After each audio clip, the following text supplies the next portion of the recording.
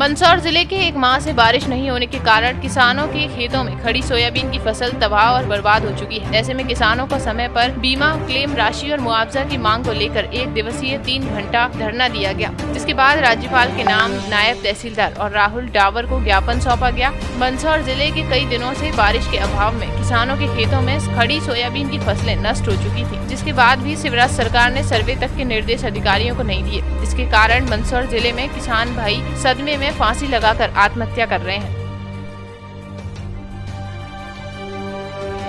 अतिवृष्टि हुई थी, उस समय जब अधिकारियों ने यह कहा कि फाइलें पूरी करना पड़ेगी, लेकिन कमलनाथ जी का कहना था कि मुझे फाइलों के पेट नहीं भरना है, मुझे अन्नदाता किसानों के पेट भरना है। और बगैर सर्वे के माननीय कमलनाथ जी ने पर्याप्त मुआवजा दिया और उसी से हमारे किसानों की दिवाली मनी, हमारे व्यापारियों की दिवाली मनी और सब खुशहाल रहे। लेकिन अभी आप देख रहे हैं जैसा कि हमारे क्षेत्र में अतिवृष्टि, ओलावृष्टि हुई, भारतीय जनता पार्टी ने सिर्फ सर्वे का खेल खेला है। आज तक किसी भी अन्नदाता किसान के खाते में न तो मुआवजे की राशि आई और न ही बीमे की राशि आई। इसी को लेकर के कांग्रेस लगातार आंदोलन करके ज्ञापन धरने के माध्यम से इस गूंगी बहरी सरकार को जगाने का प्रयास कर रही है। लेकिन भारतीय जनता पार्टी की सरकार 18 साल में मोटी चमड़ी की हो गई है, कानों में रुई ठोस के बैठे हुए हैं, कोई सुनने को तैयार नहीं है। तो मैं आपके चैनल के माध्यम से हमारे अन्नदाता किसानों को आश्वस्त करना चाहता हूँ कि 2023 में जैसा कि सारा सर्वे बता रहे हैं, माननीय कमलनाथ जी प्रदेश के मुख्यमंत्री बनने जा रहे हैं।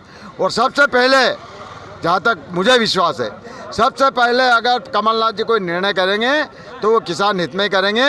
और आप याद रखिए कि उस समय भी दिवाली होगी और वही हमारा अन्नदाता किसान और व्यापारी सब आनंद से दिवाली मनाएंगे।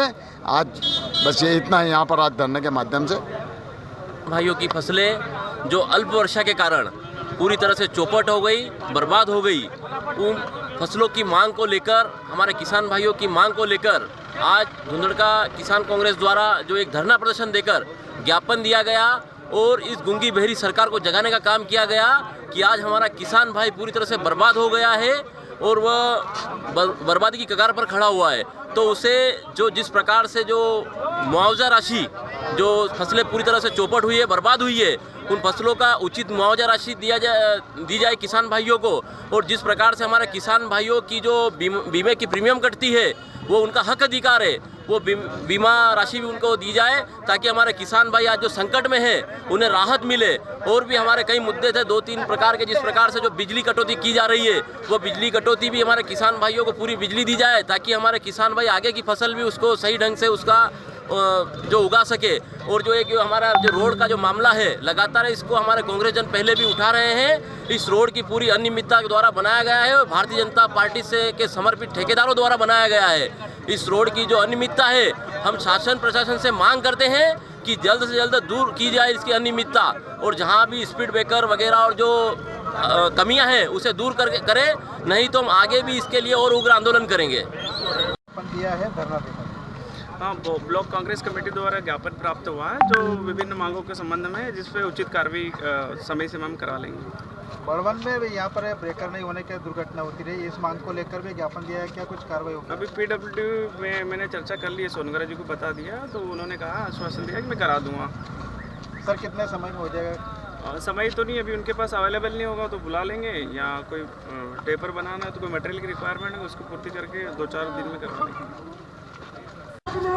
मल्हारगढ़ विधानसभा क्षेत्र में 100% जो फसलें हैं वो सारी की सारी नष्ट हो गई है। अल्प वर्षा के कारण फसलें बर्बाद हो चुकी है।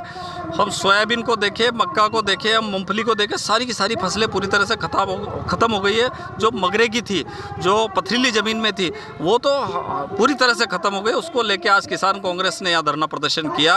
और यहाँ जो वित्त मंत्री है, हमेशा अपने आप को कहते हैं कि खजाने की चाबी मेरे पास है, लेकिन पता नहीं वित्त मंत्री जी खाली निर्देश पे निर्देश दे रहे। अभी तक प्रशासन का कारिंदा दूर तक हम देखें तो कोई आया नहीं है। इसीलिए हमारी आज मांग है कि हम तत्काल यहाँ जो है किसानों के खातों में शिवराज सिंह चौहान पैसा डाले, अन्यथा एक बड़ा जन आंदोलन करने की तैयारी कर रहे हैं। इसके साथ साथ पूरा मल्हारगढ़ विधानसभा बर्बाद हो गया है। शिक्षा के क्षेत्र में हम जाएँ तो स्कूल सब तरह से सरकारी स्कूल ख़त्म हो गए हैं। सरकारी अस्पतालों की स्थिति ये है कि सरकारी अस्पताल में लोगों का इलाज ही नहीं हो रहा है। लाखों रुपए किसानों को जो इलाज के लिए देना पड़ रहा है। कांग्रेस सरकार आएगी तो इस विषय पे ध्यान देंगे और सरकारी स्कूल और सरकारी अस्पताल उनको पुनर्जीवित करने का काम करेंगे। देखिए, इस समय देश के किसानों की क्या स्थिति है, इस पूरी दुनिया से छिपी हुई नहीं है। मैं देश की बात ही नहीं कर रहा, दुनिया से छिपी हुई नहीं है।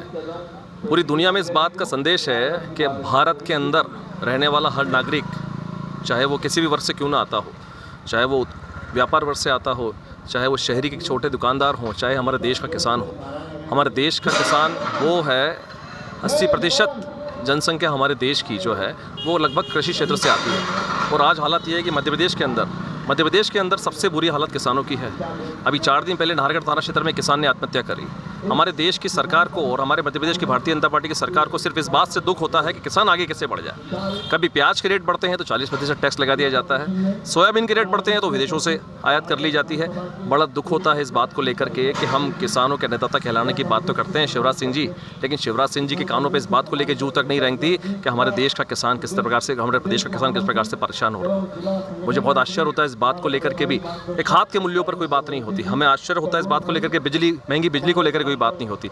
हमारे यहाँ पर 12-12 साल पुराने किसानों को नोटिस दिए जा रहे हैं, उनको गिरफ्तार करके थानों में रखा जाता है। हमारे दमदम गांव के पन्नालाल जी किसान बहुत वरिष्ठ हैं, 12-13 साल पुराने का नोटिस मिला के उनको 2 दिन थाने में रखा गया।